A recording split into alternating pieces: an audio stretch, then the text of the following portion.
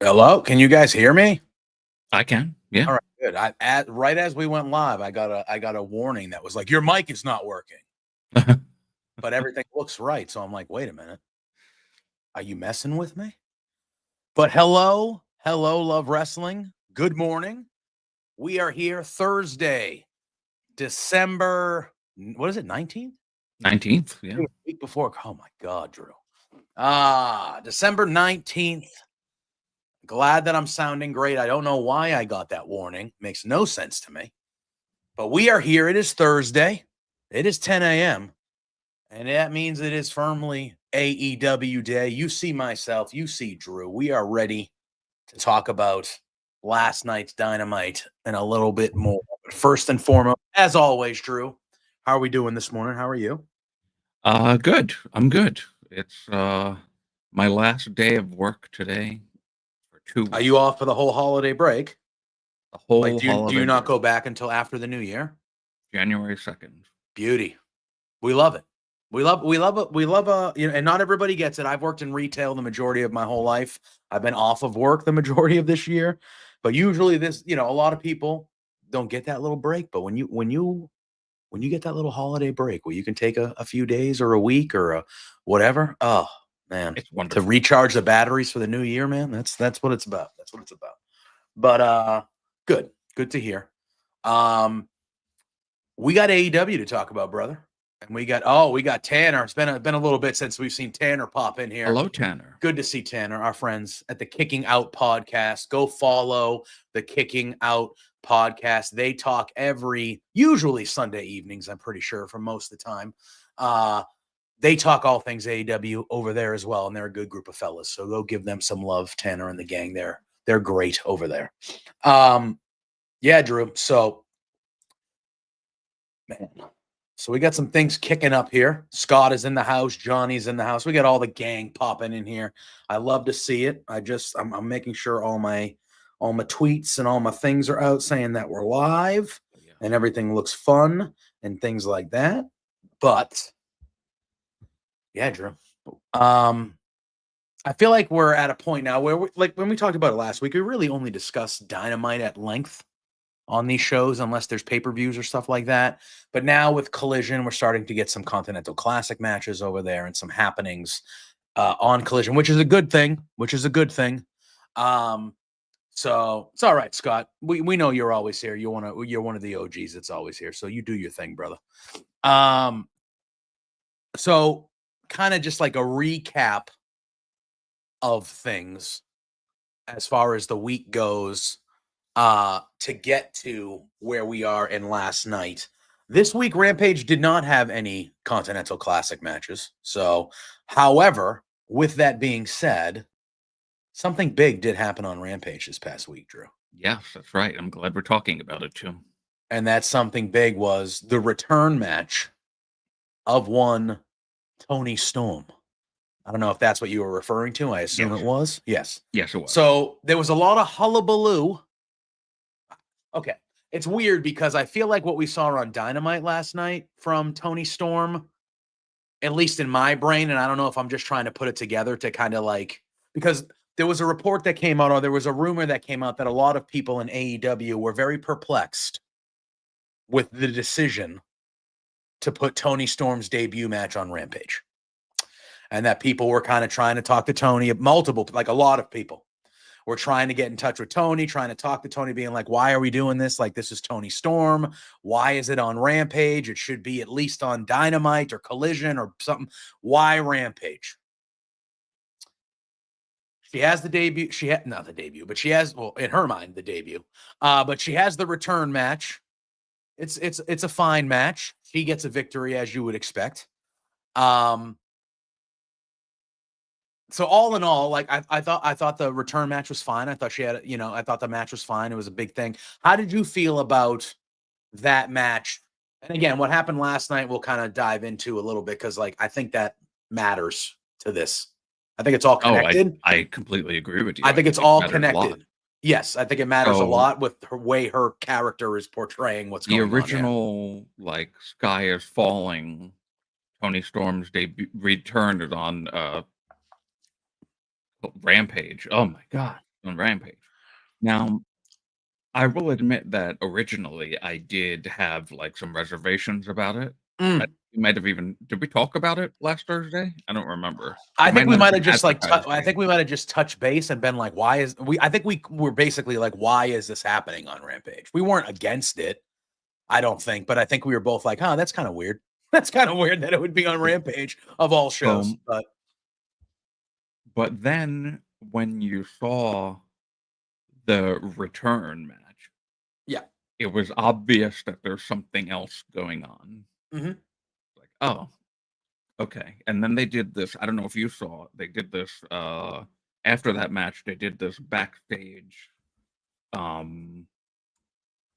like reaction post-match thing that they tend to do. Oh, really? I did not see this. Oh, I you did didn't not see see this? this. Oh, no. See, this is where you go, oh, okay. Well, I mean, like, my thing is, okay, before we get to this, because I want you to explain this to me, because I have not seen this thing that you are referencing here. When she returned at the end of Dynamite last week, right? We can just call it a debut. I mean, that's how it's portraying, right? When she returned at the end of Dynamite last week, we saw the emotions on her face, right? And we saw like how she was like emotional, looked like she was getting teary-eyed, things like that. And I think most of us, just as human beings, we were looking at it as, oh, she's been away. Good morning, Zach. Merry Christmas to you, my friend. We are less than a week away. My God. But good morning to you. Welcome in, brother. It was one of those things where I think we were just talking as regular people, and we were like, oh, you could see the emotion on her face. Like, she was so happy, and like that she got the pop she did. She'd been gone for a while. Like, you could see the emotions. And now you see everything that's happening, and it's like, oh no, the reason she was emotional is because she thought she was debuting, and she did not know why everybody was having such the reception because she's new. Exactly. She's new. And so now I did not go back. This is poor planning on my part, but I did not go back and look at her debut, her actual debut from, like, I think it was 2 years ago or almost 3 years ago now. Yeah. To see if she mirrored that debut with this return. Because so that could be possible. Yeah. If anybody did go back and see this, you could let us know in the comments. If she was mimicking her poses and facials from her debut 2 years ago in this return or / debut that she's calling it, because I do kind of like remember, if I can go back in my memory, I went to her actual debut 2 years ago. Yeah. I feel like I remember her being like emotional and also like looking to the crowd in that similar way, which would then lend to what happened at that backstage thing, which was she's getting interviewed and she's just like, oh, I'm here in AEW. I'm so excited. I've been watching from the start. I'm really excited to get in the ring. And I think she named off a couple of people. I think you mentioned Thunder Rosa and maybe like Anna Jay. This is on the one that happened after? This is the one that... Yes. Okay, the one that I missed. Okay, yeah. And all of a sudden, you see her look to the side, and she's like, "Oh my God, it's Mark Briscoe. Hi, Mark." And Mark's looking. Maybe I did see this because Mark's looking at her like, He's got that like, huh? What the hell? And so that was from this backstage thing. And okay, so then maybe I did see it because I do remember I remember laughing at Mark Briscoe because he's like, the what? What? He's like the face. He's like, huh? What is she talking about? Yeah, I think I did see this then because I do remember laughing at Mark Briscoe, his reaction.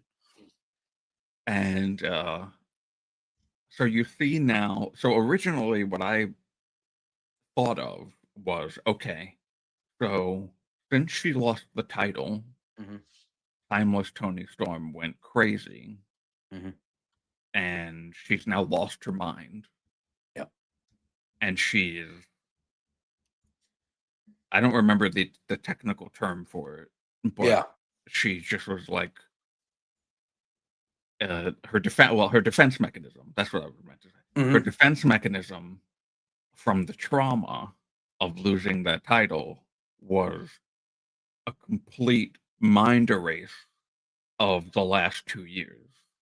And she just now came to AEW thinking that this was her first time ever because she doesn't remember any of it. That was my initial thought. But what I've seen, amnesia, thank you, Scott. What I've seen people talking about on social now is that she's playing the character. She's Timeless Tony Storm playing the character of Tony Time or whatever. What is it? Tony Time, right? That's her. Well, that's what because that goes into.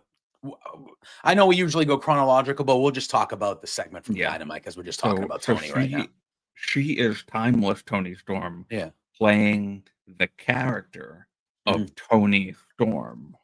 The debuting Tony Storm. And will eventually trick Mariah May the same way that Mariah May tricked her initially. Which is Yeet, Sandy. Yeet. What's up? What's up, Yandy? Yandy. Yeet and Sandy together. Yes. Yandy. Sandy. Yeah, Yandy. Good to see you, pal. I know you don't usually watch AEW, but you always pop in to say hello, and we appreciate that. So welcome in. The boss man is here as well. But Tanner, our pal Tanner, before we continue, because I do want to talk about the segment we saw last night with Tony, because I thought that was very good as well. That leads into this. But Tanner has a question. He says, do either of us have any wrestling-related items on our Christmas list this year? Well, if you have any in the chat, write them in the chat. If anybody has any Christmas-related items, if you celebrate, obviously I know everybody doesn't celebrate, but if you celebrate, if you have any Christmas items on your Santa or Christmas list this year, write them out in the chat. But Drew, do you have? I don't think I do this year. I don't think I do. Well, since AEW's inception, I have wanted the AEW title. Unfortunately, it's too much money. Amount of money. That's too much money. I'm not comfortable spending. Yep. If you got it, flaunt it. But if you don't, that's too much money. I don't. They're not doing a live Dynamite next week. No, they're doing. Saturday's Collision. They're doing. Oh yeah, then they're taping at Hammerstein. They're taping the next day, right? And then the next night on Sunday they're taping Dynamite, so they will be off. Yeah. So next Wednesday night will be a taped episode. So there will be an episode of Dynamite next Wednesday on Christmas, but it will be a taped episode because yes, they're doing the back-to-back nights at Hammerstein Ballroom this weekend. Yeah, that Collision is live though. The Collision is live from Hammerstein, right?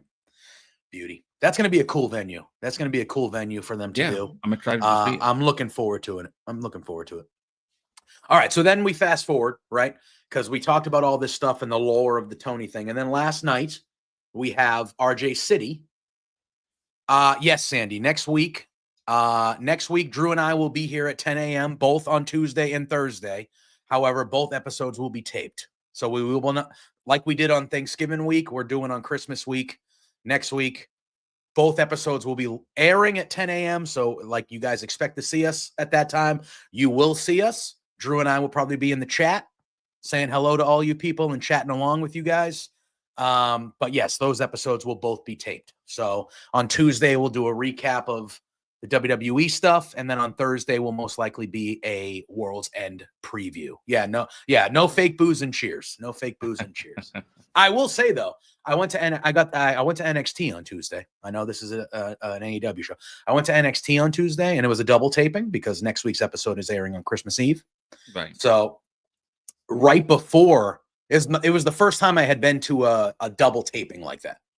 So right before they finished the live episode, fun, aren't they? Yeah, and they did the thing where they started at 7. So the first show that was live on CW started at 7. That's what happened at SmackDown. SmackDown. So when the show went live at 8 to the masses on TV, we had already seen the first hour of everything that happened, right? And so around 9 o'clock, they end the live episode that is currently airing on CW. And then there's like a 5-minute gap and they put all the Christmas trees and the presents and they make it look very Christmassy because it's Christmas Eve and all this stuff. So all that stuff is happening. And then Mike Rome, who's the main announcer for NXT, he goes, "Hey, before we go live, you guys have been great all night. I need you to do something for me." And he goes, "I need you for the next minute to just cheer as loud as you can for a minute." And so they put the lights up. We all go bananas. We're chanting NXT, whatever, for like 45 seconds to a minute. And he's like, "That was great. That was great." And I just thought, oh, that's fun to get the crowd riled up. It's the second part of the taping. You know, the crowd might be tired, but, you know, whatever. And then he goes, "Now I need you guys to give me that same energy, but boo." And then we did that for a minute. And I look right at my friend and I go, "They're recording us for fake crowd noise. That's what this is." They are taking these 60 seconds of cheers and 60 seconds of boos, and that's going to be used for the fake crowd noise for this show, just in case there's any dull moments for the taped one next week. Like that minute of cheering and that minute of booing they made us do is because if there are any things when they watch it back and they go, "Oh, the crowd didn't react the way we wanted to, let's pipe in some of that," You know what I mean? And I was just like, wow, that's how they do it. I was like, I've been to a ton of WWE shows in my life and a ton of tapings. And that was the first time. And I'm sitting there going, wow. Oh, it could have been. Oh, Sandy, that could be good. Yeah, it could be for the video game. That could have been too. But part of me was like, I think they're that'd be cool, actually. Yeah, I was like, are they doing fake crowd? What the hell? But anyway, I digress. So last night, your voice might be in 2K25. Where are my royalties?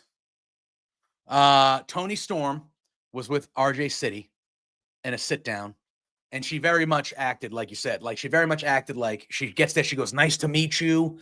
She shakes his hand. Yeah. He sits, "Yeah, nice to meet you." And he's looking at her like, "We've talked like this 20 times. Like 20 times we've done segments like this. Nice to meet you." She asked her, like, "Can you talk about your comeback or whatever?"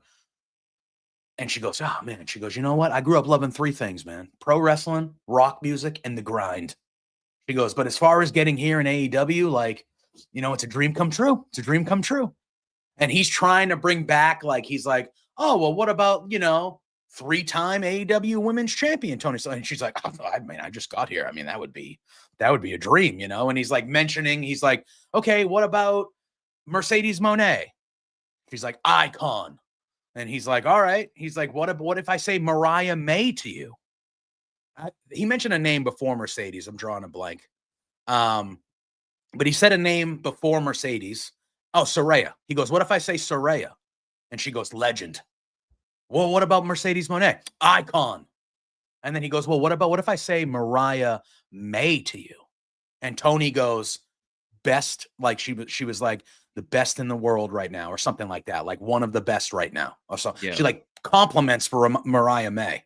And then RJ City is like, "What if I say timeless Tony Storm to you?"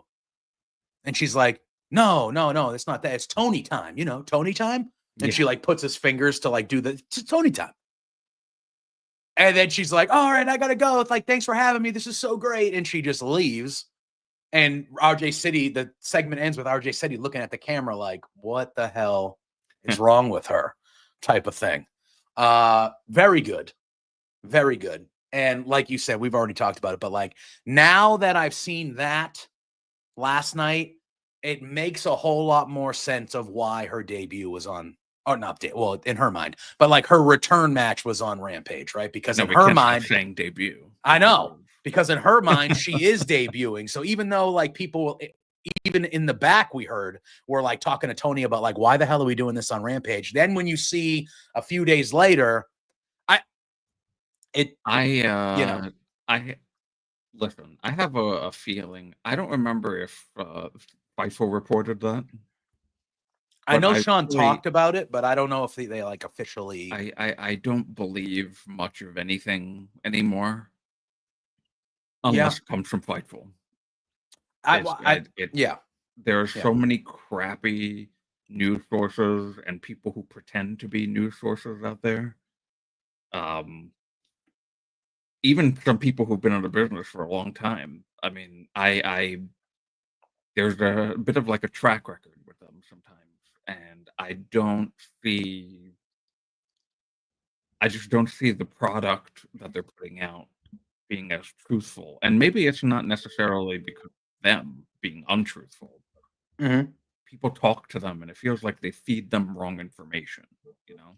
Well, I do feel like we are getting to a point now where it's not all the time, but I do feel like we are getting to a point where it seems like, and I don't know if it's the sources or the companies themselves, but it does seem like they're starting to feed news outlets wrong information on purpose. Yeah. To kind of like avoid those people breaking news or doing, it seems like we're getting to that point where they're like, hey, we don't want everything to be ruined. So we're going to kind of lean in and like not tell truthful things. And it's kind of, but we'll see. All right. AEW Dynamite. Oh, no, hold on. Let me go. So on Collision, we had one Continental Classic match, and boy, oh boy, was it a fun one. It might have been the best up until last night. It might have been the best match in the tournament so far. Mark Briscoe defeated Kyle Fletcher, which was kind of until Dynamite, but we'll get to that. Yeah. Well, no, that's what I said. Until last night. Until last night. This might have been the funnest and best Continental Classic match to date, because on the main event of Collision, well, not the main event, but it was a Blue League matchup. It was Kyle Fletcher, who had been undefeated in the tournament up to this point, against Mark Briscoe, who I believe had not won a match up to this point. And Mark Briscoe defeated Kyle Fletcher in that main event with the J Driller. And that was a hell of a match, Drew. That was a hell of a match between Kyle and Mark Briscoe. I was too. But also happy for him. You know, like, now did I feel like maybe beating Kyle was the way to go there? Not really. Mm-hmm. Considering Kyle's run in this tournament has been just incredible. Up to this point, it had been like a loss at some point. Yeah, I didn't think he was going to run through it. And I guess losing to Briscoe, if you're going to lose to somebody, losing to like Briscoe winning doesn't affect the standings of things. You know what I mean? Like Kyle's still comfortably at the top with his 9 points. So it doesn't really affect anything because he had a 0-point guy going against the only guy that had 3-0 up to this point. But it was a shock. I was not expecting Kyle to go down to Mark Briscoe at all. But what also sold it good was the fact that it was almost at the time limit draw. I think there was like 20 seconds or something like that. And, yep. So that's like, okay, now you just got to get all your shit in. You've got to figure out how the hell to win this. So this way you can slip up. And then somebody takes advantage, as Mark did, and Mark got the victory. Yeah. And,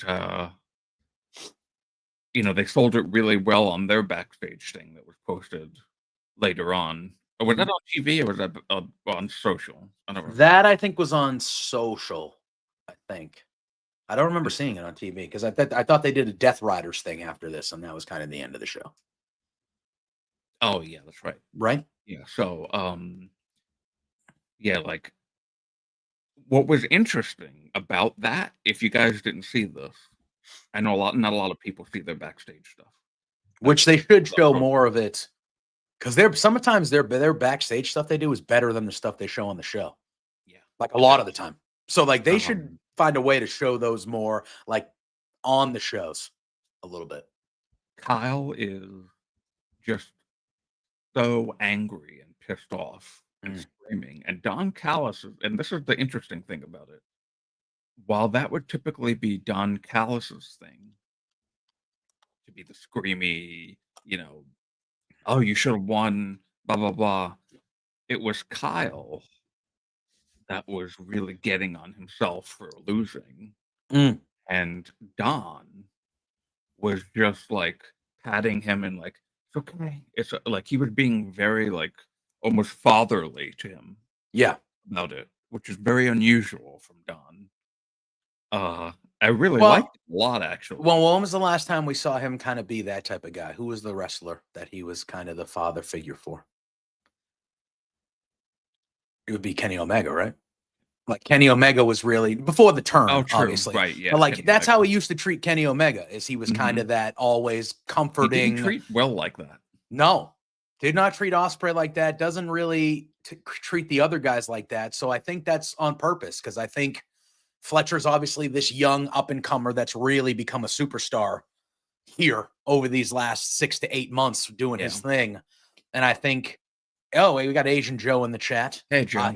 He comes in, he says the thing that he had a question on was that it didn't feel like Mark had a lot of momentum going into singles in singles matches ahead of beating Kyle. That's fair. That's fair. Yeah, I would agree with that. Yeah, I agree. I agree with that wholeheartedly. And then he also says, I also hate, and we'll get to this match because it happened last night, but he says, I also hate that Drew's Beast Mortos momentum has fallen victim to the C2. He should not be winless at this point. I agree. And I agree with Johnny, who also says we needed a couple surprise upsets. And otherwise it would be way too predictable. You need a couple upsets in a thing like this. Mark.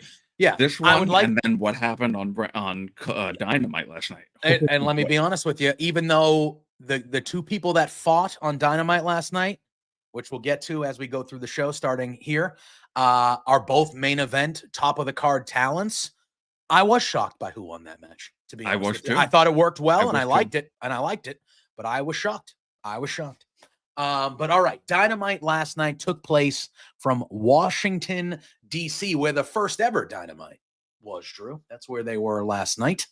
And the show opens up. We get some footage of the Death Riders arriving at the arena, and we have an interview with Orange Cassidy and Jay White. Jay White says that Cassidy gave him a hell of a pep talk in the back, so Cassidy's talked out, so Jay's going to be the one that's talking. He says their focus tonight, he goes, make no mistake, my focus is on the AEW World Championship, but I know that first I have to make it to World's End. And he says, I usually, I have to rely on people that I don't usually rely on because I don't have my Bang Bang gang with me here. He goes, Orange, Hangman Adam Page, we'll figure it out. And then Hangman walks through the door. Jay White's like, damn it. Then Hangman just gets up and he's angry as all hell as usual. And he looks at both of them and he says, I just need you guys to know that Jon Moxley is mine tonight. Stay out of my way. We'll be fine. But Moxley, he's mine. You save him for me. And he walks off. And they just kind of look at each other. Jay White walks off. And then it's Orange Cassidy and Renee just kind of standing there like. And normally, she asks him how he's doing. Say something. Normally, Renee asks him how he's doing, Yeah. but she did not. He just he looked at her, he put the glasses on, and just walked away. He was not having it, right? Yeah. So the funny thing about this segment was you really got to see some more of Jay White's personality here. Mm-hmm. Yep. And I thought like this was so funny. Like he's shit talking Hangman. And then all of a sudden the door opens and Hangman's walking and is like, hey. Yeah. It was good. And you can see like the disgust in Jay's like, like he mentioned his name and he appeared, he showed up and he's like, come on. Hangman's just pissed as always. Good stuff. Yeah. So I like it. And I feel like something's going on with Orange Cassidy. Yeah, Jay don't White know. saying at least you wore your black jacket so we all match. Yeah, that was a good line. That was a good line by Jay. There's something going Yeah. on with Orange Cassidy? Yeah, Yeah. I don't know if this was purposeful or not, but something that I noticed before he put the glasses on were his very dark eyes. Like he has, like, like somebody who hasn't been sleeping lately. Mm, Like it was noticeable to me for some reason, and I don't know if that means anything or if that's just Orange Cassidy, the man, is a tired guy and needs to sleep more. yeah. Um, but it gave to this like this feeling of, I don't know, he's like being more anxious now, Mm, or something that negative, weighing on him. Which, I mean, this whole story had really been that. If you think that yep. he didn't want to become this person, and then he had to become this person because of the Death Riders. So we'll see. I don't know if that leads into something at World's End. But yeah, I really did enjoy this. Jay White, hilarious. Love that guy. Yeah. Yeah. So we then have our first match of the evening. And it is for the AEW TBS Championship, and it is Anna Jay challenging the champion Mercedes Moné. I thought this match was pretty good. Mercedes Moné obviously wins with the moneymaker, and she retains. But I thought, they've been pushing Anna Jay here for a little bit, and I think Anna Jay has gotten a lot better in the ring over the last year or so. So I like the fact that they're continuing her push to kind of start fighting for titles and things of that nature. I thought this match was a pretty good match to open the show, back and forth. I feel like Mercedes is she's hitting a stride here. Yeah. That's the vibe I get, because I feel like she's very confident coming out of that match with Statlander at the pay-per-view. She needed that type of match.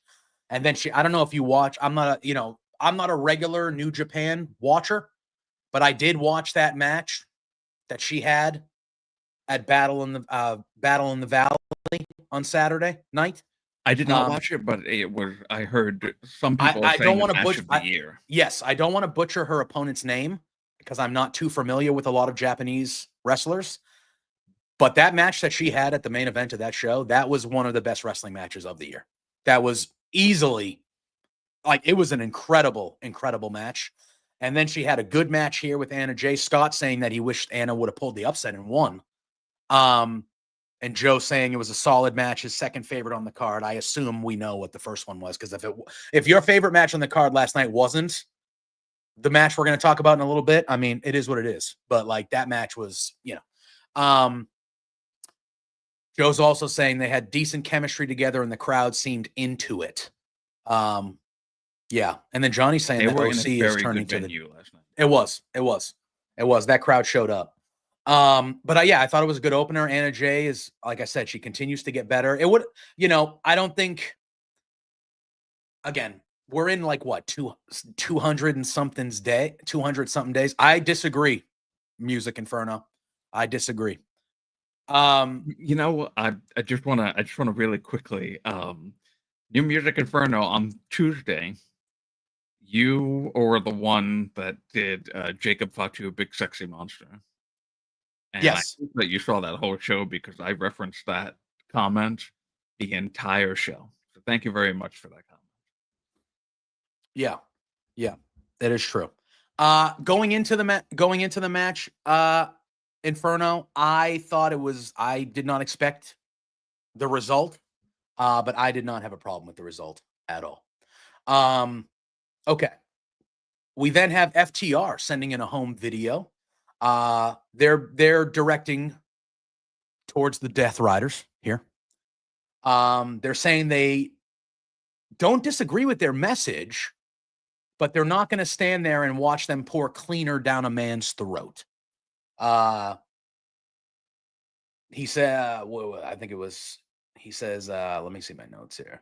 He goes, we're not going to get drug out and beaten and left in the cold. He goes, is there a life after, one of them says, is there a life after wrestling for FTR? That's something we need to worry about. But they're not cleared until January 1st. He says, but on January 1st, we will be there. We will be cleared, and we're going to fight the Death Riders, and we're not coming alone. Which tells me it's going to be Adam Copeland. Let's be real. They're in Nashville, North Carolina. 100% going to be Adam Copeland. Which, good. I miss him. He was doing some of the best work of his career that I was loving when he got injured. So, I mean, interesting that his return is going to be nothing to do with Christian Cage. For now. I thought, for now, yeah. For now. I could see him and FTR making a run at the trios titles next year. Yeah. Yeah. I don't know. What would they call it? Are they FT rated R? Would that be rated FTR? Rated FTR? That would work. I think that makes the most sense. Yeah, rated FTR or FT rated R or something like that. You could make that work. So yeah, and that's the thing. They said that they weren't cleared. Did something happen on AEW television? Like, did they get attacked? And I don't remember. Scott just mentioned it. He said they never showed us what happened to them. Did we miss that? Or is that just something because I was like, when they said they weren't cleared, I was like, they did that kidnapping angle thing last week. They referenced in the promo. Yeah. I don't know if maybe they're being told that they can't wrestle because of an injury sustained during that. I'm not sure. Okay, because that was the only thing when they mentioned they weren't cleared. They haven't wrestled in a while. That's what I was going to say. I was like, they haven't wrestled in a while, it seems to me. I feel like did I miss something? The last thing that I remember was, I think it was Cass getting like some sort of an injury earlier, like mid-year, like August or something like that. Yeah. I mean, they did reference, so Scott's saying they put bags over their heads and the show went off the air. And they did mention early in the promo that they got drug out and beaten and left in the cold. So maybe that's it. They had the bags over their head. They got beaten out in the cold and left there. And now they're not. I don't know. I just feel like, Sinner is saying, Johnny, 100% it's Copeland. They were abducted, not kidnapped. And 100% my guess would be that it's Adam Copeland for sure. Asheville, North Carolina. We know the history with Edge and them. We know they're buddies. That would make the most sense to me that they would be coming with Adam Copeland. And that'll be a very nice thing to see. You start the new year off with the return of Adam Copeland. Yeah, I would very much enjoy that. I would very much enjoy that. We then have Maxwell Jacob Friedman making his way to the ring. Fantastic outfit he had on last night. Fantastic. He gets on the mic. He does the normal Sinner. And to me, it's a no, right? When you think about it now, with Asheville, North Carolina, like there's no other person it could be, right? Like, it has to be there. Isn't he from that area? Yeah, they're all from there. They're all from there. There's no other way it can be anybody else but him. I would be shocked if it's anybody else but Adam Copeland. But he at least, I don't know if he's from there, but he's from Canada, but he lives down there currently. Well, yeah, right. Yeah. He lives down there currently. They're real life best friends. I just called him Edge, but yeah, Adam Copeland and Edge, when he was training for his return, even back in WWE days, he was training with Dash. He literally lived in Asheville, North Carolina. Yeah. So it just, to me, that makes the most sense. It couldn't be anybody else. So MJF gets in the ring. He makes fun of the Washington Wizards, the local sports team, taking the cheap digs, to which the fans in Washington started a Wizard sucks chant. So that tells you that even the fans in Washington, D.C. hate their own basketball team. They're awful. They have been one of the worst teams in the league forever. But he says, yes, we're coming. We're in the season of the greatest holiday of all time, Hanukkah. And he says it's all about giving, and he's feeling philanthropic, and he wants to talk about a fundraiser he started. He asked them to cue the music. We got the sad piano music. He talks about a starving child needing nourishment and how he started a fundraiser for them. And he goes, look at this picture of this little young baby. And it is clearly a doctored photo of Adam Cole looking at a ridiculously skinny individual. Something a lot of tribalists say about Yes. They very much leaned into what the garbage people on the internet say a lot. Very funny, though. Very funny. He's fake crying, doing all this stuff. He like rubbed something Yeah. by Yeah. his eyes Yeah. and then turned around. Yeah. Very good. He puts up a QR code. Like he says, "I'll put up a few Which I QR scanned, code." by the way. Did you scan the QR code? No, I didn't. Did it lead to anything? It Did it actually actually lead to was. something? It did go to the pay-per-view to buy the pay-per-view. Yeah. To buy the pay-per-view. That's fantastic. And he goes, "This will lead you to buy." Yeah, he goes, "This will let you buy World's End, and a small portion of your money will go to making sure that I put this child out of its misery." That's smart. That's clever. Yeah, that's clever. Yeah, Sunday Center goes, "I don't mind Cole being skinny, but that really bad spray tan he had a few weeks ago deserved mocking." The funny thing is that the MJF, I was going to say, was it on camera for the first time, and then when you see Adam Cole, no yellow spray tan anymore. Yeah, but the spray tans on some of the other fellas last night, including MJF, were not that good. I thought MJF looked a little extra orange last night. So didn't Jay White. By the way, I was like, everyone's getting their fresh spray tans before the holiday. I was like, Jay White is like the darkest I've ever seen him. It was unbelievable. But Adam Cole then shows up on the screen and he goes, what a role reversal here that now I'm on the screen looking at you in the ring looking like an idiot. He goes, "I talked to Tony Khan. And I want to make sure I earn the right to grab the Dynamite Diamond ring." And he goes, "And I'm going to make sure, because I'm going to have 2 people with me to make sure that nothing crazy happens." And he looks up, and the Kingdom kind of walk behind him. And we've been saying it here for months, Drew, but in that moment, I was like, they are so fucking turning on this guy. It is going to be like, I don't know how anybody can't think otherwise, that those 2 guys are turning on his ass next Saturday. 100%, and Roddy too. But next Saturday, those 2 guys are turning on Adam Cole 1,000%. And so they show, and Cole gets up and he goes, whatever. And it looks like they're just gonna leave the screen, and he goes, "Wait a minute." He goes, "I feel like I'm forgetting something." And he goes, "Oh yeah, Max." And he looks at MJF and he goes, "Am I kicking your ass yet?" And the camera kind of pans and you see MJF looking at the thing, and Adam Cole is in the ring behind MJF, and MJF goes, "What the hell does that mean?" And he turns around and Adam Cole just beats the shit out of MJF, hits him with a super kick. And that's how the segment ends. So Adam Cole one-ups MJF for the first time in a while with this segment. I thought this segment was good.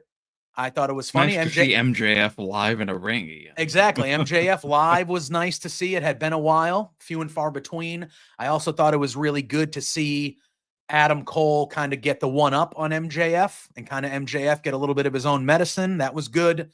But the Kingdom is. Yeah, 100%. Man, come on. And I don't think Sinner said that Wardlow returned at World's End. I don't think so.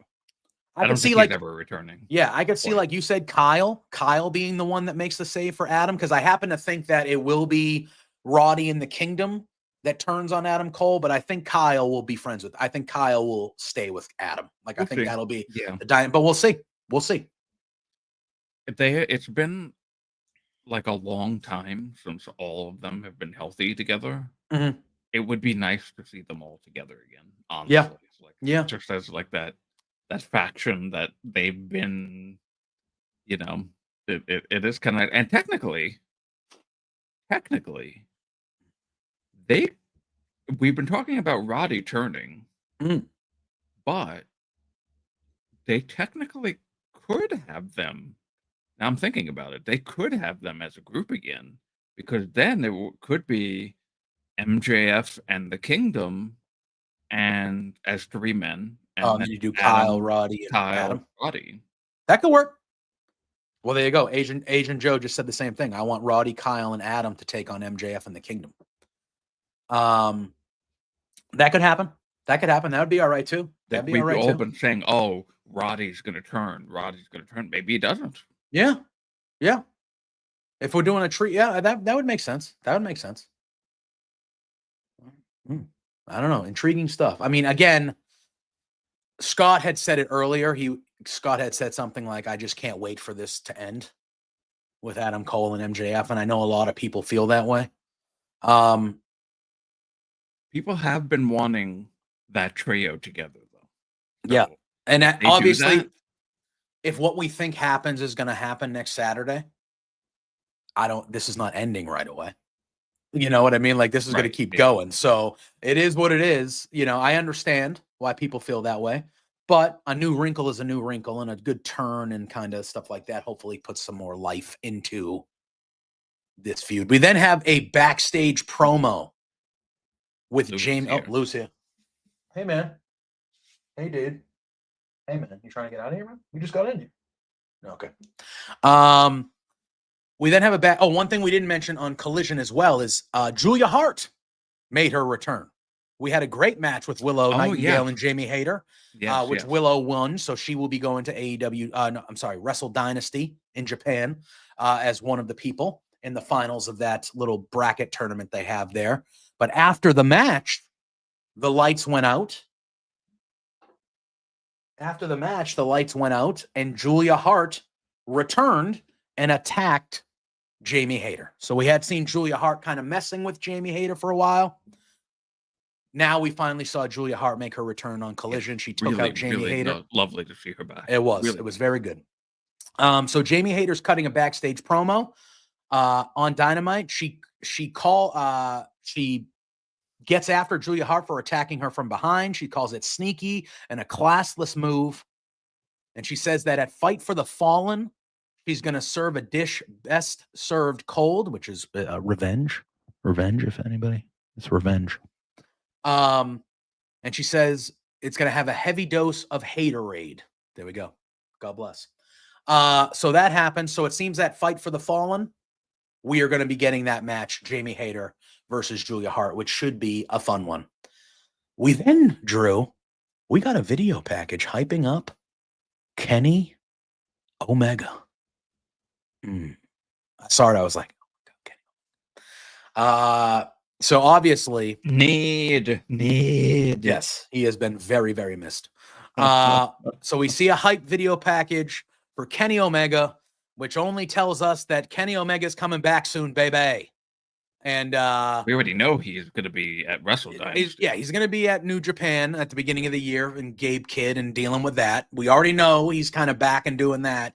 But we get the hype package. He should be returning to AEW very, very, very soon. And I cannot wait. You want a jolt in the arm in AEW? Getting Kenny Omega back and healthy, that's a jolt in the arm immediately. So that was cool. And then we had ourselves a tag team match, Drew. It was the Patriarchy. Christian Cage and Nick Wayne going up against Hook and the wrestler Katsuyori, Shibata. How'd you feel about this tag match? It was kind of a low point for me of the show, a little bit. Nothing against anybody in the ring because, you know, they're all amazing performers. Yeah. But yeah, Hey. I don't hate the Patriarchy at all. But I don't either. This whole thing with Hook, I really would just like, and I don't know if it's really ever possible, but I really would just love for Taz to come back and like wrestle a little bit, if it's possible. You know, he kind of, I feel like he would add to the story if he could tag with his son against Christian and Nick Wayne, you know, like that. Dynamic, I feel like would be really fun. And I don't know if that's why he's really, I know he was getting some, I think a knee surgery or something. I think I agree. I had heard, I don't remember, don't quote me on this, but I feel like I remember someone saying, or even him saying, that he was getting like a stem cell treatment. Really? I don't remember that. I haven't. Maybe I'm confusing him with somebody else, but if that's possible, and it would be like awesome for No, that's not true. That was a little mini match happening. There was. Well, see, all right. So I have this whole area right here for Lou, but the last week or so, he tends to lay right here, and he fucks my mic up. Every time he lays down, my mic gets muted. I had to go and change the settings because he fucked my mic up. So I'm like, you need to either get over here or get off the table. And when I tried to lift him up, he was scratching my. I got a cut right. You see this? That's fresh. Yeah, that's fresh. That's assault, brother. Anyway. So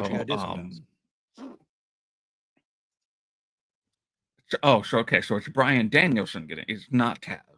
I was wrong on that because I felt like I had heard that he was getting that too, but I guess I was wrong. I just really like to see the finale of this feud be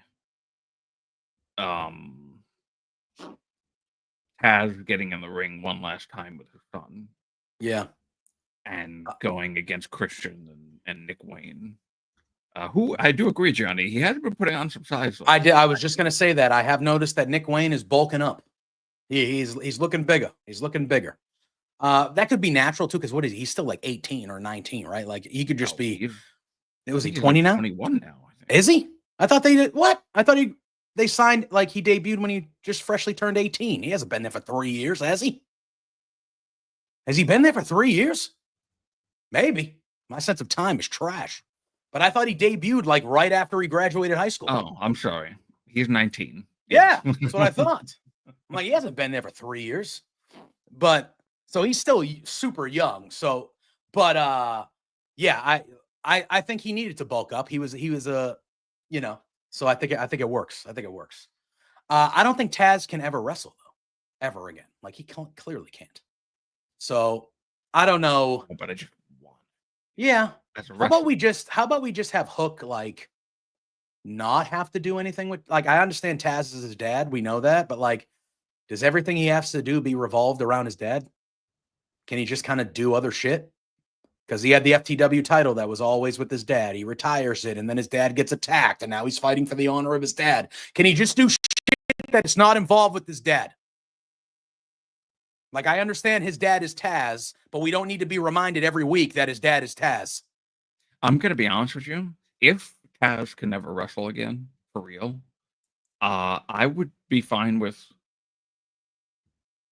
Christian Cage kicking Nick Wayne out and replacing him with Hook. Yeah, like, again, like we always talk about the promise of Hook and like, he's young, he's good, he's all this. Okay, but he's never going to get out of this, whatever he's in, if everything he does is tied to other shit. Like, just let him do stuff on his own and see if he can flow. I think he can, but I think the stuff where he's constantly revolving around his dad or things like that, I don't think it does him any favors. I just don't think it does him any favors at all. I don't necessarily hate the fact that he's going after the patriarchy. I think him and Christian can be fun. I don't mind it, but I just don't want him to always have to be associated with something to do with his father. Yeah. It's like, let him go out there and just be himself and just do things.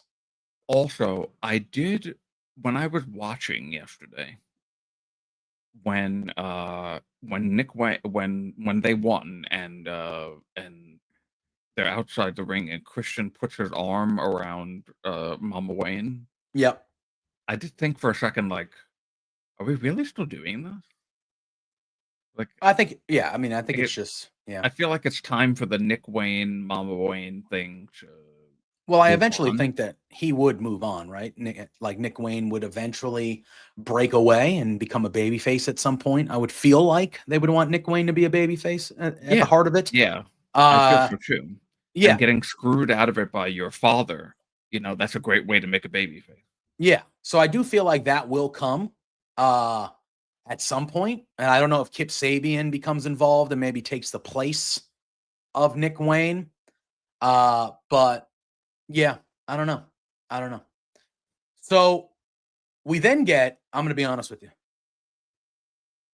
I love this Chris Jericho vignette of him in New York. I loved it. Did you not? No, I actually did too. I loved it. Wait, you didn't?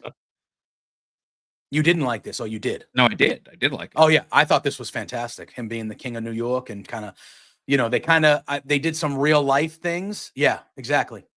I thought it was brilliant, to be honest. I thought it was the best thing they've done since he's become, like, when he's been doing this New York minute, whatever it is, these last 2 or 3 weeks. I think this is easily the best thing they've done with it. I thought it was tremendous. Him walking around New York, and they showed some real life things of fans wanting to take pic. You could tell some of those were real, of him just being a good guy and saying, "Yeah, I'll take a picture." Like, some of it was real, but they used it as I just thought it was great. Yeah, there's like Scott will see you. This was like really this was one of the best things that they've ever done, and I feel like that's maybe because it wasn't him being this hokey learning tree thing, you know? Mm-hmm. Yeah. So I was like, oh, this was really funny. And now apparently he was also on Good Day New York this morning with Rosanna Oh, all Scotto right. and Kurt Menefee. I did not know that. Otherwise, I would have taped it to tune in, but it'll probably be online somewhere. Yeah. Taped. God, I'm dating myself. Mm-hmm. Recorded. Nobody tapes things anymore. Yeah. Unless you're like in the film industry. But yeah, it's going to be very interesting. I'm actually intrigued to see Final Battle for the first time in a while. Yeah. And like Sinner said, it's the first time since like 2014 he's excited for Final Battle. Mm-hmm. Friday night, correct? Friday, yes. Friday night. We got So, obviously Jericho. Yeah, there's a ton of wrestling this weekend. Yeah, so Jericho is obviously defending the Ring of Honor Championship against Matt Cardona in the what we assume will be the main event. Athena is also fighting Billy Starks, which should be Fightful has reported. Oh, Athena's main. Yeah. Athena. The women are main eventing. Athena was on an interview with Denise Salcedo, and Athena said that they were main eventing. So maybe the women are. And look, Athena's been the best champion in that friggin' company since Tony's bought it, so she deserves the main event. I would probably agree with you. New Music Inferno. I think the time is Billy overcoming Athena and winning the belt, because I think Athena should be on AEW from here on out. I feel like Billy Stark should get that victory. She should be the women's Ring of Honor champion moving forward, and Athena should be making her way to AEW and AEW television, because she needs to be. Although she needs to be on AEW television. She's been the best company, the best champion under Tony Khan's umbrella has been Athena for like 2 years. So to see her in AEW, like regularly on AEW TV, that would be fun. After this Jericho thing, we got another Bandito video package. This one did not really have the Old West stuff. I was just playing kind of a hype reel, and things of that nature.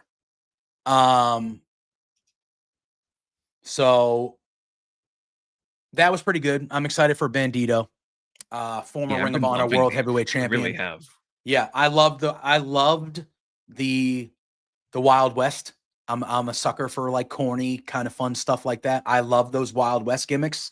It seems like with the hype reel of this one that we're probably getting closer to his return. So they're kind of like, all right, he's coming. Like, he's really coming now. Yeah. Which is good, because he is very, very good. We then have Mariah May cutting a promo in the back, or like kind of a recorded promo. She says that she's eclipsed everyone in the women's division just by being herself. So she goes, because she's having a Tijuana street fight with Thunder Rosa at World's End for the AEW Women's Championship. So she goes, I'll do this Tijuana street fight. And she goes, and I'll ask Thunder Rosa to please bring her dad so she can end 2 generations of the family in one night. She also then says, does failure run in the family? Because I wouldn't she asked Thunder Rosa if failure runs in the family, and she goes, I wouldn't bring my father to this show because I don't want him to see what I'm gonna do. So a little fun vignette with Mariah May talking about her viciousness as her and Thunder Rosa will be fighting for the title at World's End. Tijuana Street Fight. That should be fun. That should be fun.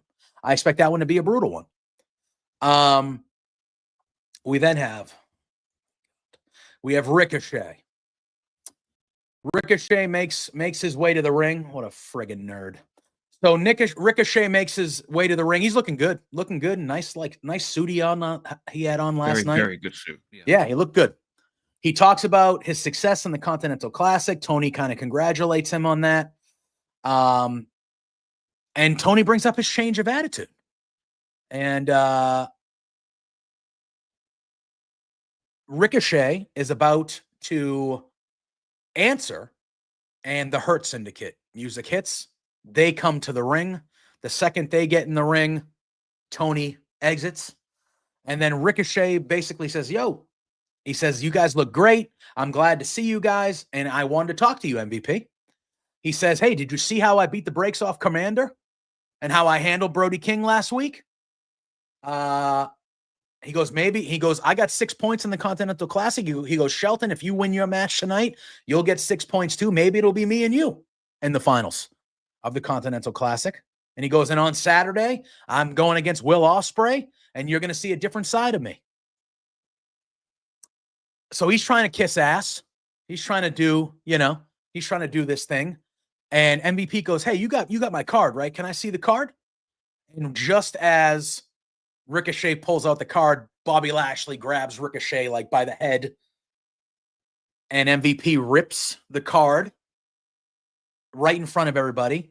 And he kind of goes in close to Ricochet, and he goes, nobody likes a kiss ass. And they don't beat up Ricochet, but Bobby kind of pushes Ricochet, and they tell him to scram. And Ricochet kind of gets out of there. I don't think this was necessarily a bad thing, but they did make Ricochet look like a friggin' dork, a huge nerd in this part of the segment. But I think it's clearly on purpose and part of the larger story of play. So I didn't mind it at all. I thought it was good, but he did look like a major dork, trying to kiss his ass and kiss his way into the Hurt business. I thought it was good, but he looked. So I did acknowledge that as like, okay, that does make him look a little silly. Oh yeah. But in the grand scheme, like so many people I saw were shitting on this. Oh yeah, which I don't understand why. I'm thinking literally the first thought in my head was like, oh, look at that thing floating. I was gonna say, is that like cat hair or dove? Yeah. Something, I don't know. Yeah. I feel like this is exactly what Kip Sabian did with the patriarchy. Fair. And this like one segment, people are like, oh my God, like I saw, I don't know what other wrestling site had like a YouTube video up this morning when I clicked on YouTube, like they're ruining Ricochet and all this. I was like, what are you guys talking about? It's just like it's just like those people that somebody loses a match and they're like, they buried him. They buried this part. It's like, have you watched wrestling ever? Shut up. But anyway, I continue. I did see that though. I saw her and again, I'm calling him a nerd and a dork because that's what they portrayed on the screen. I think that's how they made him look. I think that's part of the story that's going on here with Ricochet. But there were a lot of people that were like, oh, and I'm just like, do you not understand how things work? Do you just not get it? Like how things immediately work? I was like, oh, okay, well, obviously this is going similar to the Kip Sabian patriarchy thing, where like he's gonna, maybe he won't end up joining them, but they'll respect each other. Yes. Like, oh, okay, he's got, like he's building up this new persona, And you see later when he has his backstage segment, Mm-hmm. he didn't look like a dork in that segment at all. No, he didn't at all. It was And one of the better things on the show, actually. agreed.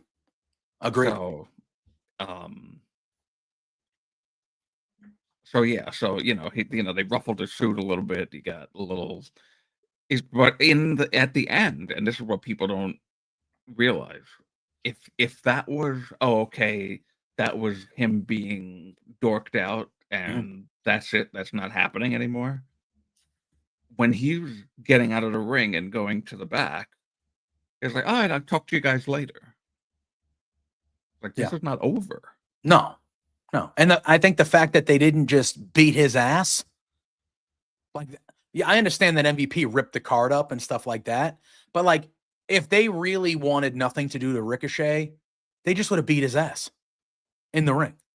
But the fact that they didn't, and they just kind of like shoved him away and were like, get piss off, man, get out of here, kind of thing. Like, that tells me that even they are like, yeah, no, I don't like the way you're doing things right now, being a kiss ass. But like, again, what does the Hurt Syndicate do? They hurt people. They could have hurt Ricochet last night. There were 3 of them in the ring and he was by himself. They could have hurt Ricochet if they really wanted to, and they disliked him that much. They did not, for reason. They embarrassed him. They made him look like a damn nerd. And I think I think that's what it is. I actually liked it. I thought it was fine. And then this kind of turned into Lashley looking at Benjamin and saying, hey, go hurt somebody. And MVP made his way to the commentary table for this next match. And Bobby Lashley kind of went on about his way, because the next match was Beast Mortos against Shelton Benjamin in a Blue League matchup in the Continental Classic. This was a good one. Fun. Not super long, but it was pretty... You knew Shelton Benjamin was going to get the 3 points here. You kind of knew. I thought Beast Mortos, again, continues to just look so good in the ring. He's just fun. He's so good and all this stuff. I don't like it how he has a 0 and he's 0 for 3 here. I would like to see him get a win. I just don't see where he does get a win, because I think he still needs to fight Brody King, and he still needs to fight One could say Beast Mortos, big sexy monster. You could. I know you feel that way. He's great in the ring. I would love to see him get a win. I don't know if he will, but it was a good little match. But Shelton Benjamin took care of business. The Exploder Power Slam gets the victory for him. He earns 3 points, so he is now at 6 points in the Continental Classic. Post-match, MVP and Lashley get in the ring. And basically they're like, hey, do it one more time. And Shelton Benjamin hits another German suplex on Beast Mortos after the match. And then we hear Daniel Garcia's music. And Daniel Garcia makes his entrance. And he goes, I know exactly what's going to happen if I go down there. There's 3 of you and there's 1 of me. He goes, but I don't care, because I think everyone in Washington, D.C. wants to see a fight right now. And the crowd obviously pops. And then as he's approaching the ring, we hear Mark Briscoe's music hit. And Mark Briscoe comes out. They hit the ring. They start fighting off the Hurt Syndicate. MVP breaks his cane over Mark Briscoe's back. And they get the better of the baby faces, and the Hurt Syndicate kind of stands tall over Briscoe and Dan Garcia. Here you go. There you go. I'll show this one. Fair enough. I like it. Yeah. So the Hurt Syndicate continues to stand strong. Shelton gets another victory. 3 straight. Are you doing the Rizzler thing? A little bit. Are you doing the Riz face right there, bro? Yeah. So I thought this whole thing was good with the Hurt Syndicate and all that fun stuff. We then got a video package for upcoming Continental Classic matches that included Okada. And he goes, he's fighting Beast Mortos. Okada is fighting Beast Mortos. And he goes, Beast Mortos? And he goes, no, bitch Mortos. How dare you? Yeah. How dare you say that about my beef? I know, right? I was going to say, you going to get on Okada, dude? Talking shit about your boy, dude. And then, the backstage thing with Ricochet and Renee that you had discussed earlier, that happens now. He talks about the Hurt Syndicate, and he says, I'll let them do what they want while I focus on the Continental Classic. I'm going to beat Will Ospreay and shut him up for good. Yeah, and then he does that thing. And then he turns and he laughs, and then he turns around, and Shane, Swerve Strickland, and Prince Nana are right there. Swerve calls him a turd. And you couldn't hear some of the first 10 seconds of this because the crowd was going ape shit for Swerve. Yeah, as they should. Which is awesome. Yes. I haven't heard a crowd be that loud in a while. No. So Swerve calls him a turd. He says it's only a matter of time before the real Trevor rears his head. He goes, after 14 years, I thought maybe you'd change, but he's still the same old Trevor, a follower. He goes, but that won't work in AEW. Ricochet starts talking some crap back. He says nobody's buying. He starts talking some shit, but Swerve and Nana aren't buying it. They're kind of laughing. And then Swerve makes fun of him for being bald. He goes, that's why you're still bald? Or he said something about him being bald still or something like that. What did he say? What did he say? I missed it. That's why he's still bald. Yeah. So he said something about that, which was funny. So they're kind of teasing maybe a Swerve and Ricochet match here in the future soon, which would be, I'd be okay with that. Big time. Okay. With that. Yeah. I think it's hard to top Timeless Tony Storm, Inferno, but I really, really like what they're doing with Tony Storm. I think it's really just continuing to be some brilliant shit that they're doing. All right, Drew. Then we had, let me tell you, the main event of the show in my eyes. Let me tell you.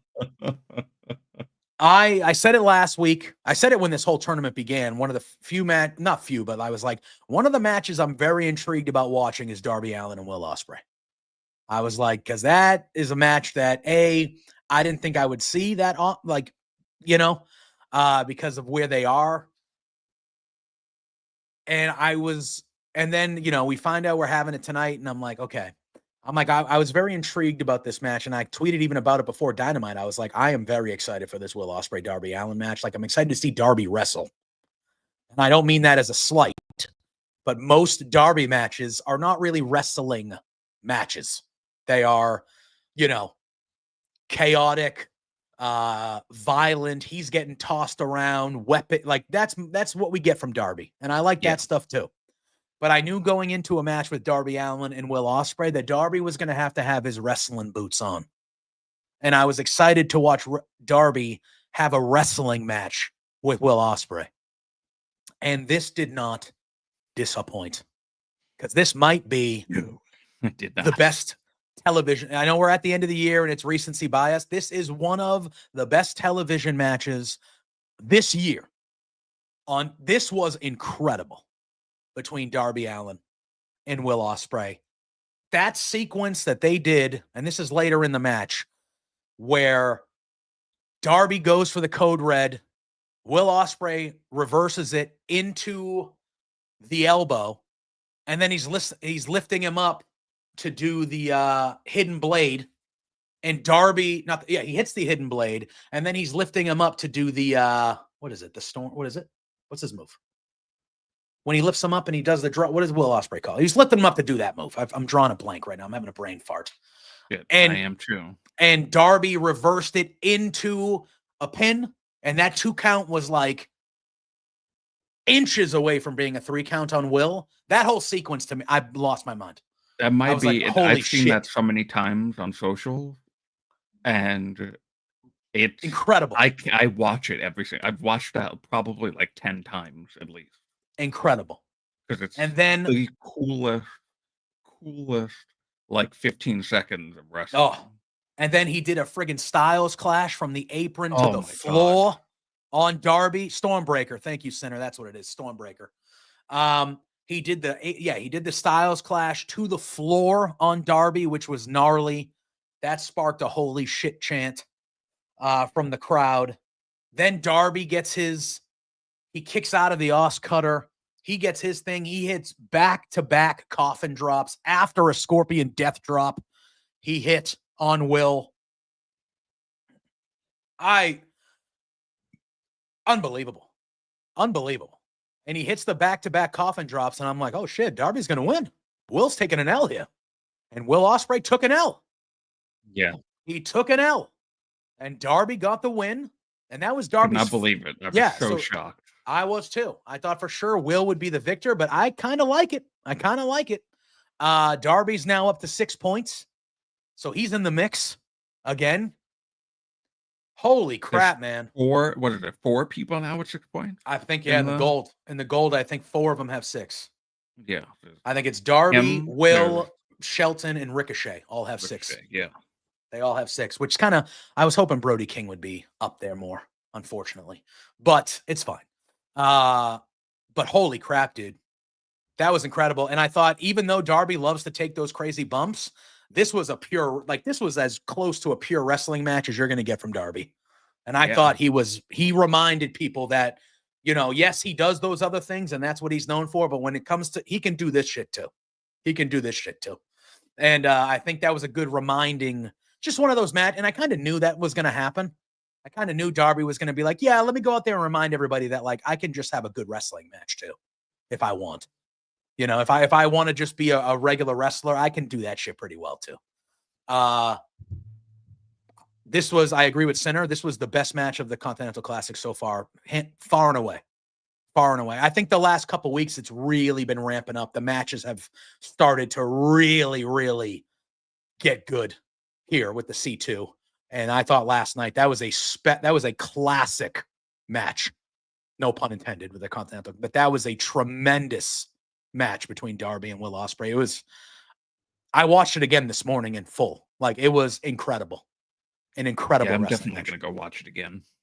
Oh, it was so good, Drew. It was so good. Johnny, I would have been all right with that if one of those crazy roll-ups did do the finish.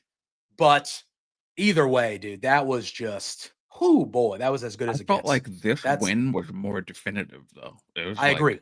Darby was the better man. Yep, I agree. And Will Ospreay does not take a lot of L's. 14, maybe even 15 minutes. Yeah, it was long. It was a long match. Yeah, it was a long match for Darby, at least. It was a longer match. It was fast paced. That whole last sequence, the last like 6 to 8 minutes of that match, holy shit, man. It was bananas. That match was incredible. It's going to take a lot to up that. But then on Saturday, we still have the main event to talk about. On Saturday, we're getting fucking Ospreay and Ricochet again, dude. Holy shit, man.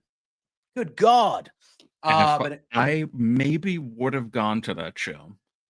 The funny thing is that I went to, where is it? I went to Pittsburgh. Oh, is it in Pittsburgh? Is that where they are again on Saturday? No, I went to Pittsburgh for the 5-year anniversary show. Oh, yes, I knew that. Yes, the first time Will and Ricochet since New Japan. Yeah. Who knows if they'll ever be, facing each other anywhere near me. That turns out on Saturday they're going to be less than an hour away in the city at the Manhattan. It's in Hammerstein. I keep on asking you where. Yeah, it's in Hammerstein. So that's an hour away from you? Where's Hammerstein located? Is it in what borough? It's an hour by traveling. Right. What borough is Hammerstein? Is that in Manhattan? It's Manhattan, yeah. You're not in Manhattan. You're in Brooklyn, right? Okay, yeah. That makes sense. Yes, you'd think it would be just a really quick. No, New York. Nothing is quick in New York. Nothing is quick in New York. I am close enough to New York that I have spent a good amount of time in New York. It's similar to Boston. You could be a mile away from something in Boston, and it's going to take you a half hour to get there. Whether you're driving, your subway, and you're doing whatever, a mile is going to take you 25 minutes to 30 minutes before you are where you need to be. Nonsense. But anyway, I digress. We then had the main event of the evening, Drew. A 6-man tag. It was the unlikely pairing of Hangman Adam Page, Switchblade Jay White, and Orange Cassidy taking on the Death Riders, Jon Moxley, Pac, and Wheeler Yuta. Claudio was taking this one off on the outside with Marina Shafir. You know how these 6-mans work.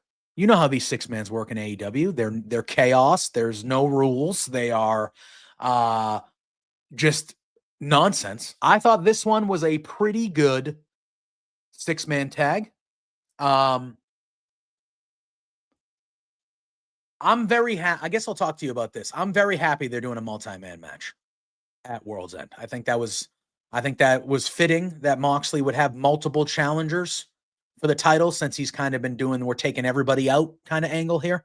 What did you think about the unlikely team of Hangman, Switchblade, and Orange Cassidy? Did you dig it? Yeah, I did. Okay. I did dig it. I thought, well, I mean, it very quickly devolved and Yes. then became two men. Yeah. For a while. For a while, yeah. I didn't hate it. I'm not like a huge fan of the coexisting type of stuff. Mm-hmm. It's like, oh yeah, the three guys who are facing each other in a match versus one of the guys that they're all facing, and Yeah. like, yeah, obviously there's going to be some evolving of partnership. Yeah, of course. People can't stand each other. So, just waiting for that to happen. And then it happens with Hangman walking out. Mm-hmm. It's like, okay, so now it's 3-on-2, which was typically going to happen. Yeah. And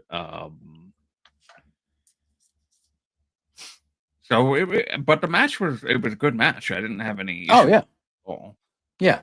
And Hangman eventually found his way back to the ring towards the end of this. He hits the buckshot lariat on Wheeler Yuta. Jay White hits a Blade Runner on Pac. But then Jay White and Hangman, with their past couple months of history, they start arguing. And this leads to Moxley coming from behind with a schoolboy roll-up of Orange Cassidy and getting the victory for the Death Riders. So the Death Riders get the victory here. This part was not great for me. The ending, like the match, I enjoyed the match. Yeah. But this ending was like, y'all are literally in the ring. Yeah, I thought it was anticlimactic. Like, I understand Hangman and Jay White having a disagreement. They've been at each other's throats for the last few months, feuding with each other. I get that, but I felt like, to me, the match was good. And then I felt like the ending, even though it made sense because you want to have the three of them not all on the same page because they're all fighting each other in a way. I get it. But then the ending to me felt a little anticlimactic with just the roll up. And it's like, yeah, all right. Like, I get it, but like, you all, yeah, I don't know. The typical, you all should be going after this guy, but you're too busy dealing with your shit yourselves.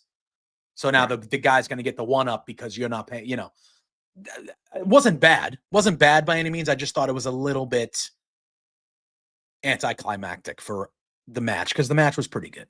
But post-match, Jay White and Adam Page are still arguing, and Orange Cassidy comes up and he shoves them both, and he's clearly upset about the lack of assistance from his teammates there. Like, what the hell, guys? And they're arguing, and I thought this was a great camera shot. They're arguing as the Death Riders are slowly getting up on all four sides of the apron, surrounding them. Then the three of them in the middle slowly see that and then they're all like, oh, okay. And then we get the attack. The Death Riders, the baby faces realize what's up. They start to get united. They attack the Death Riders. They're taking the fight. Orange Cassidy's on Pac. Marina Shafir is helping Moxley get to the back, trying to avoid the brawl. And at the end of the show, the three baby faces, even though I don't think Hangman is a babyface currently still, but the three guys facing Moxley next week stand in the ring, kind of united, but they stand tall in the ring to end the show as the show gets off the air. Another show where Jon Moxley and crew are retreating. Feels like they do that all the time. Like they're just retreating to the back or retreating out of the arena. Collision will start with a promo or a video of them getting into their car out of the arena, cutting a it just seems to be that's a trend lately, is like Moxley and crew hiking it out of there because they're in danger and stuff like that. But that was the show. I thought it was a solid Dynamite. Again, the matches on the show were good. Yeah. Um, Yeah. I like Last week, I was really hyped and happy about Dynamite for the first time in a little bit. yeah, This week, I am hyped and happy about Dynamite. It's starting to trend positively again. 100%. I'm very happy about that. 100% agree. And like, I think the Continental Classic is really getting into form here. Is really rounding into shape and heating up. And I think that brings a lot to the show, because if you're giving me Darby and Will, and then Will and Ricochet, They could have and done then a Okada friggin' and Iron Kyle, Man. yeah, like if I you're, would've- you're I- we're they starting to could've given get, me- You know what? That could have been the whole fucking show. yeah, I'd be like, you know what? Just give me Will and Darby for the Mm-hmm. whole fucking show. Yep. And we still have Will Ospreay versus Brody King coming up, which should be fun. Oh man. We have Okada, like we have some matches. Okada is going to be wrestling soon. Okada and Beast Mortos, even though we probably know who's going to win, that match is going to be incredible. You got Brody King and Will Ospreay still coming. We got we got Will Ospreay and Ricochet literally 2 days from now, again, which should be another classic. Yeah. You has Ricochet fought Darby yet? That's still a match we need to see. Have they fought yet in the first round yet? No. Did Ricochet beat Darby? I got to look at the thing. But we have all these matchups coming that are, and we're starting to round into form here. And then we're going to be getting the semifinals and finals match. Like, so I think the fact that the C2 has really taken a step up here in the last couple weeks, and we have some big time matches to come over the next couple weeks, or at least over the next week before we get to World's End. Because the finals is at World's End, right? Is that what they said? Is the finals the semifinals and the finals, because they're going to have to wrestle twice. Right. Yeah. Yeah. So we're at least getting to the semifinals by next Saturday. And I think we still have a couple big time intriguing matchups to get to. Let me look. We have a few minutes here because we actually. I'm looking at the thing now. This was after last night, right? Yeah. So yeah, I'm looking at it's on the website. Yeah. So we still have Darby versus Claudio. We still have Darby versus Ricochet. That is a match that hasn't happened yet. Right. We still Will and Ricochet is happening on Saturday, and then we still have Will and Brody King. Yeah. I mean, those are matches that, Claudio versus Darby still needs to happen. Commander and Brody King. Commander and Brody and Commander and Claudio still need to happen. Ricochet and Darby. Yeah, we said Ricochet and Darby still needs to happen. We're getting Ricochet and Will this Saturday. Yeah, Ricochet and Darby. Holy crap. Yeah, you know what I'm saying? And then you go to the blue side. We still have Okada and Shelton Benjamin. Still needs to happen. Okay. We still are getting Kyle Fletcher and Daniel Garcia. That'll be fun. That's going to be great. That'll be fun. Shelton and Daniel Garcia. Yeah, Shelton and Daniel Garcia should be fun. I mean, we still got some.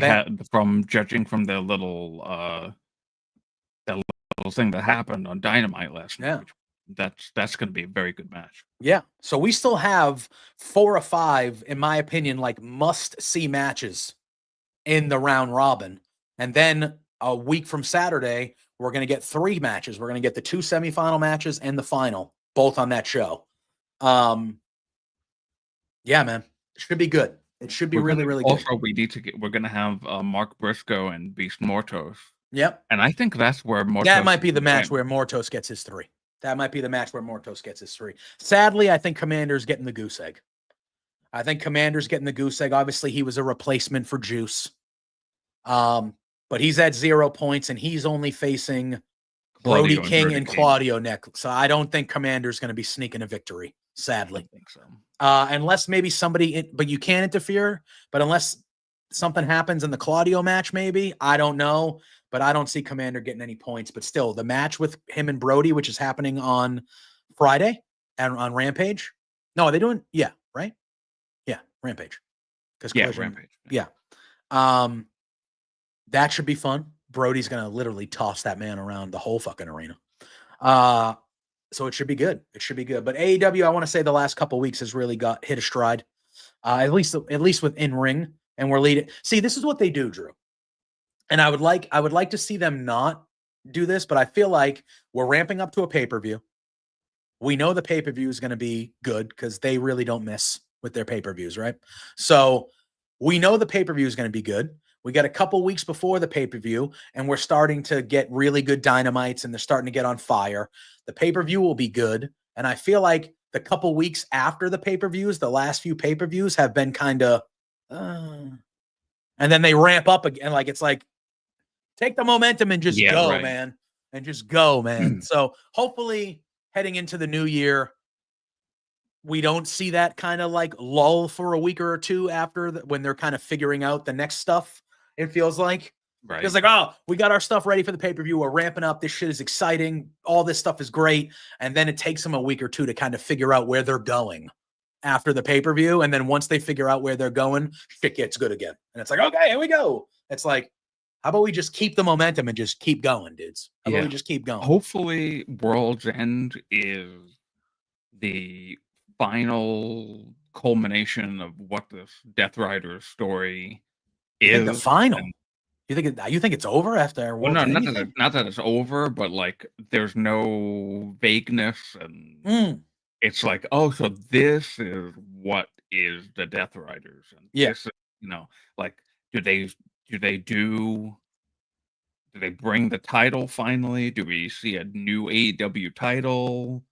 Like, do the Young Bucks return? Like there's a bunch of things.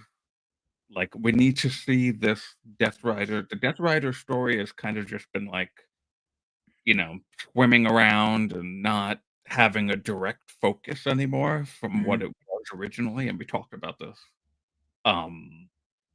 That it's just like it's really kind of fallen a little flat.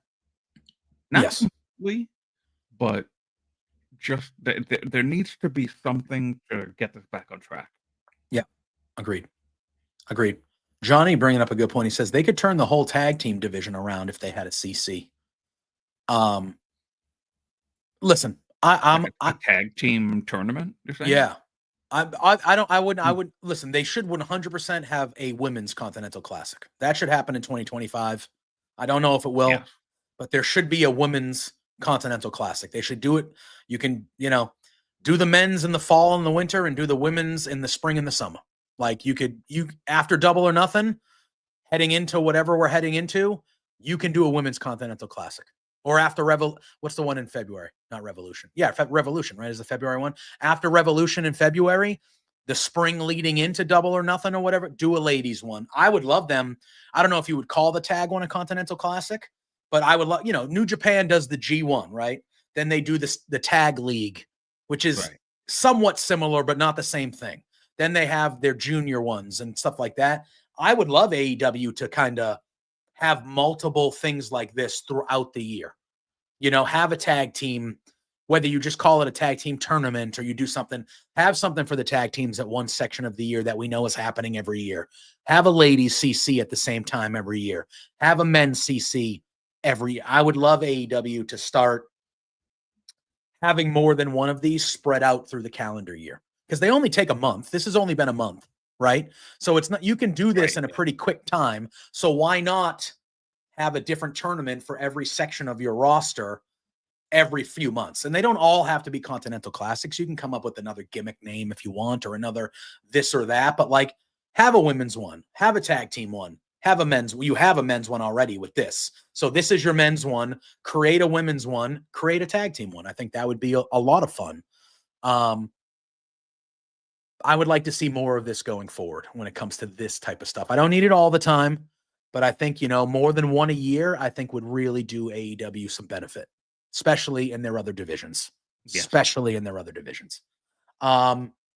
But all right, that was Dynamite, Drew. Like we said, the last couple weeks and earlier in this show, next week, Drew and I will be live. Well, the show will go on at 10 a.m. in the morning. So as you guys are used to on Tuesdays and Thursdays, you come on here at 10 a.m. You will see Drew, you will see me, and you will have a show here for you like you were to expect. But both shows will be taped, as it's holiday week, especially on Tuesday is Christmas Eve. That is a busy day for everybody. So Yeah. next Tuesday and Thursday, Drew and I will be here at 10 a.m., but it will be tape shows. Just so you guys are aware, on Tuesday, you'll have a normal Firmly WWE, which we'll be discussing SmackDown, Raw like you normally get. And then next Thursday, a week from today, you will get an AEW World's End preview. And then the following Tuesday, which is New Year's Eve, Drew and I will be back live. We'll be back live on New Year's Eve, Firmly WWE on Tuesday, December 31st. We will be back normal time live and stuff like that. So next week there will be shows, but they will be taped. Just wanted to get that out right now before I hand it off to Drew so he can do his plugs and do his thing. And then we'll get out of here a little bit early today because we kind of it wasn't intentional, but we kind of hummed right through that. We kind of hummed right through that Dynamite. Yeah, today. we did. Yeah, it was good. You can find me at the Drew Nicholas on Twitter, Drew Nicholas on Blue Sky, collecting super chats and humper chats for Fightful's AEW Collision Post Show with Rick Cresta and Iridian every Saturday night, and Roundtable Pro Wrestling podcast with the Thorn in My Side Sunday Sinner, who loves coming into the chats and being a thorn in my side. And yeah, and with this lovely bearded gentleman every Tuesday and Thursday. And he has his own thing on Thursday too, doesn't he? I do. You guys know. Thursday nights, 8 p.m. Me and Pluggo, the flagship here of Love Wrestling, between two beards. Tonight, we have our holiday open house. This has been something we've been doing the last couple years where we kind of share the link and share the room with all our friends. And if anybody's available to pop in and shoot the shit, even for a few minutes, you can stay the whole time. It doesn't matter. It's really an open house for all our friends to kind of join us. We'll kind of talk about whatever they want to talk about, whatever the chat wants to talk about. I do know for a fact, it doesn't happen often, but we're going to be talking some TNA tonight because what the hell is going on with TNA? What the Thankfully, hell there's no Firmly TNA is going on with TNA? They had all this great press, even as far as like a month and a half, 2 months ago. And I feel like in the last week and a half, they have completely flipped on their positivity from the wrestling community. It is wild. So we're going to talk about some TNA. We'll probably talk of, AEW, WWE, what you expect. But we're going to have some friends joining us. So that should be a lot of fun. You might even see his face on Beards tonight. I don't know. We're inviting everybody. Who knows? So you'll want to tune in. We just released it, I believe, last night or today. Next week, the day after Christmas, Pluggo and I will be live. And we are doing our 4th annual Beardy Awards. So if you go to B2 Beards on Twitter and all our social medias, either B2 Beards or Between Two Beards, you will see that we put out a post and you can vote for the awards, and you can vote as many times as you like. There's 10 awards. So go check out B2 Beards on Twitter. You'll find a link. You'll see a post. You'll find a link and go vote for the Beardy Awards, as we will be crowning the winners of the 4th Beardy Awards next week, live the day after Christmas on Beards. But tonight we got the open house. Next week we got the Beardies. So tune in. It's a couple fun episodes to end the year for us on Beards. But yeah, besides that, you can find me and Drew, like he said, every Tuesday and Thursday here doing this dang thing. We appreciate everybody in the chat. A lot of support this whole year, really. We've grown with this show. Thank you very, very much. We appreciate you all. I know we'll be here live on New Year's Eve, so we can do our end of year thanks and stuff like that. But if you are celebrating Christmas next week, I hope everybody has a wonderful Christmas. I hope you get whatever you want from Santa. I hope he treats you well. He gives you whatever's on your list.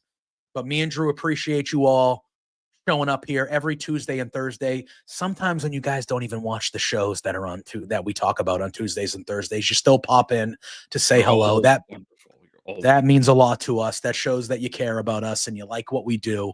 And Drew and I we all appreciate that here at Love Wrestling, but Drew and I very, very much appreciate that here strictly for our Firmly community that we're building. So yeah, everybody have a great Firmly LW on Twitter as well. Yes. We'll be posting more there. Yes. Do that. Firmly LW on Twitter as well. You can find me at JPJ Loves Gaming everywhere, all platforms, including YouTube and Twitch, where I stream some video games and do some fun stuff over there too. Everybody have a good No, not good. Everybody have a great rest of your week. Everyone have a great holiday next week if you are celebrating any of the holidays, because there's more than just Christmas. So enjoy whatever holiday you're celebrating over the next week or so. And Drew and I will see you back here live again. New Year's Eve. New Year's Eve. Until then, y'all know the drill. We appreciate y'all very much. And until next time, peace out.